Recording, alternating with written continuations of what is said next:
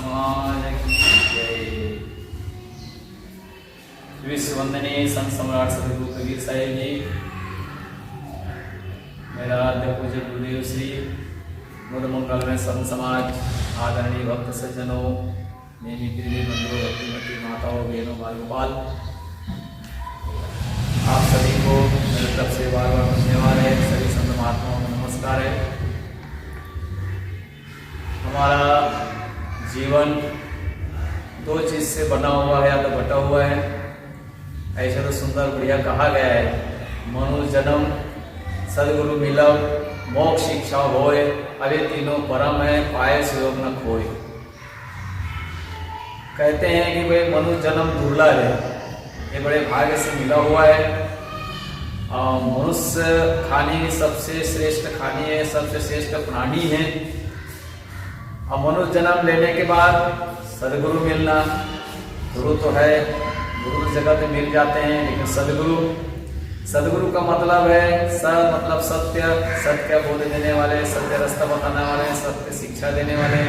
वो कई अंधकार, वो कई प्रकाश, जो हमारे जीवन का अंदर जो अंधकार है उसको दूर करके प्रकाश देने वाले, उसको हम सदगुरु कहते हैं। गुरु तो संसार के अंदर बहुत मिल जाते हैं, अनेक मिल जाते हैं, लेकिन रास्ता बता नहीं पाते हैं। तो कहते हैं कि भाई सदगुरु जब मिल जाता है, अब वास्तव में जब तक गुरु को ज्ञान नहीं मिलता है, सद्बोध नहीं मिलता है, उसका ज्ञान नहीं मिलता है, इसलिए कहा गया है कि गुरु बिना ज्ञान न उपजे, गुरु बिना मिटे न भेद। अब गुरु बिना संशय ना मिटे, भले चारों वाचो भेद। बिना गुरु के हमारा भ्रम नहीं जाता है, बिना गुरु के संशय नहीं मिटता है। संसार के जितने भी आदि व्याधि जो कुछ है सब गुरु के द्वारा मिलता है। माता पिता जन्म देते हैं, माता पिता जन्म देने के बाद उसकी जवाबदारी खत्म हो जाता है। माँ जन्म देती है इसलिए महान है, पिता जबन धन संपत्ति रुपया पैसा देते हैं इसलिए महान है। लेकिन गुरु हमको ज्ञान की रास्ता बताते हैं, जीवन जीवाने की कला सिखाते हैं, इसलिए महान है। इसलिए संसार के अंदर में सदगुरु सबसे बड़ा श्रेष्ठ पद है। इसलिए कभी अगर कहे कि भाई शायद से पूछा गया कि ऐसे बताओ कि जिसके पूजा करने से सबका पूजा आ जाता है। संसार में कौन सा ऐसी पूजा है जिसकी पूजा करने से सबका पूजा आ जाता है? तो साहेब जी ने कहा, गुरु पद पंकज पूजता 14 लोग पूजाए, और श्री विरंच शारदा गुरु तना जस गाय। कहते हैं कि भाई गुरु की पूजा करने से, गुरु पंकज की पूजा करने से 14 लोग की पूजा हो जाती है।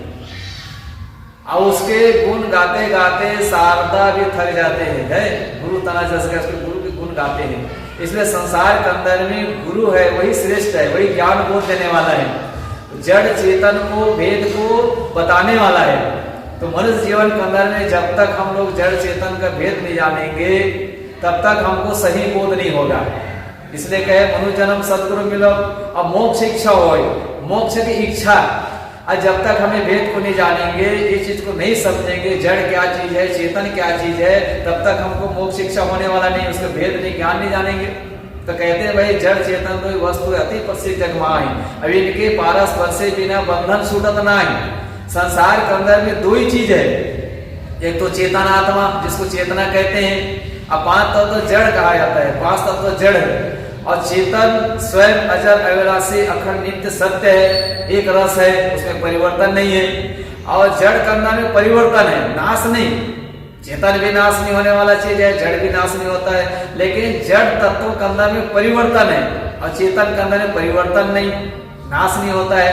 तो इसलिए कहते हैं दोनों का जब तक हमको अनुभव नहीं होगा, जब तक पारस नहीं होगा, उसके समझ नहीं आएगी, बोध नहीं होगा, ज्ञान नहीं होगा, तब तक हम बंधन से मुक्त नहीं हो सकते हैं।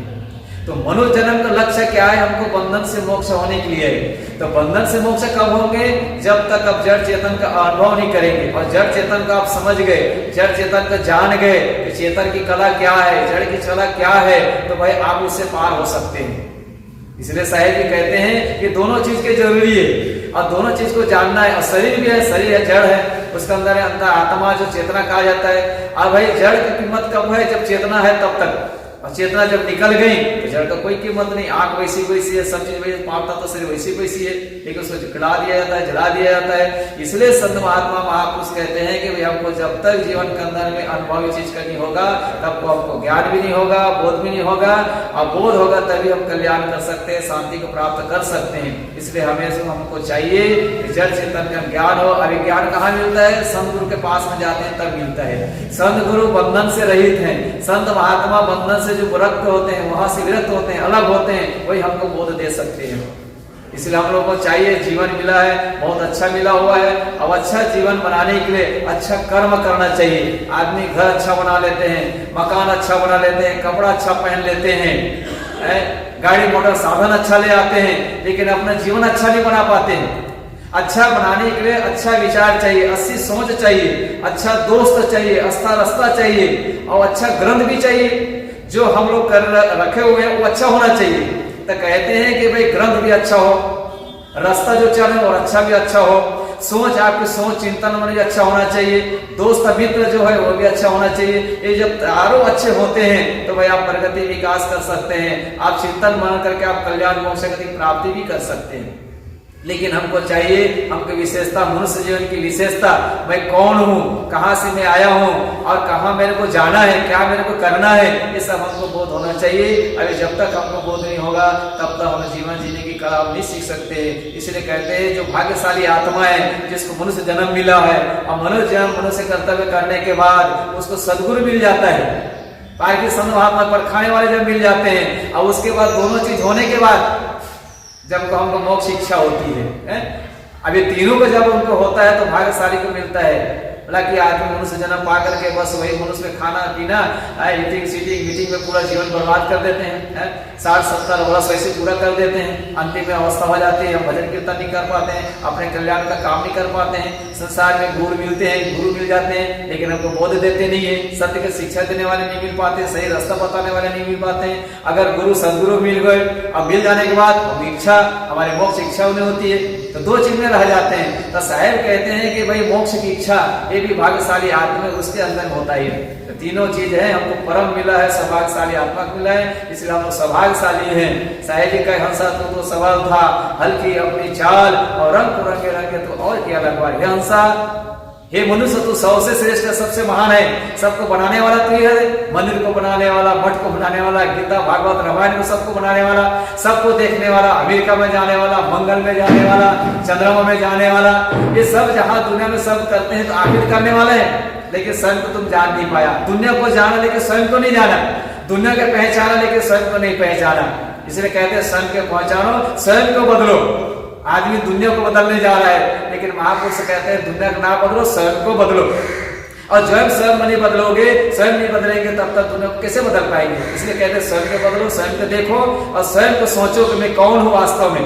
इस चीज को जब समझ पाएंगे तो भाई जीवन के अंदर में आप कभी पतन नहीं होगा, आपको कभी पतन नहीं होगा, आप विकास करेंगे, प्रगति करेंगे और आगे चल के आप महान व्यक्ति बन सकते हैं। इसलिए महान कार्य करना है, और महान कार्य करने के लिए अच्छा सोच, अच्छी समझ, अच्छे सदगुरु की आपको जरूरत है। तो वास्तव में आप सभी के धन्यवाद है, आप सबको मनुष्य जीवन मिला हुआ है, और मनुष्य जीवन मिला हुआ उसका सार्थक बनाने के लिए अच्छा सोच समझदारी से जीवन जिए और जीवन का कल्याण का काम करें। बस ज्यादा ना कर करके इतना करके आपको सब धन्यवाद शुभकामना देते हुए मेरी वाणी को विराम देता हूँ। बोलिए सदगुरुदेव की जय।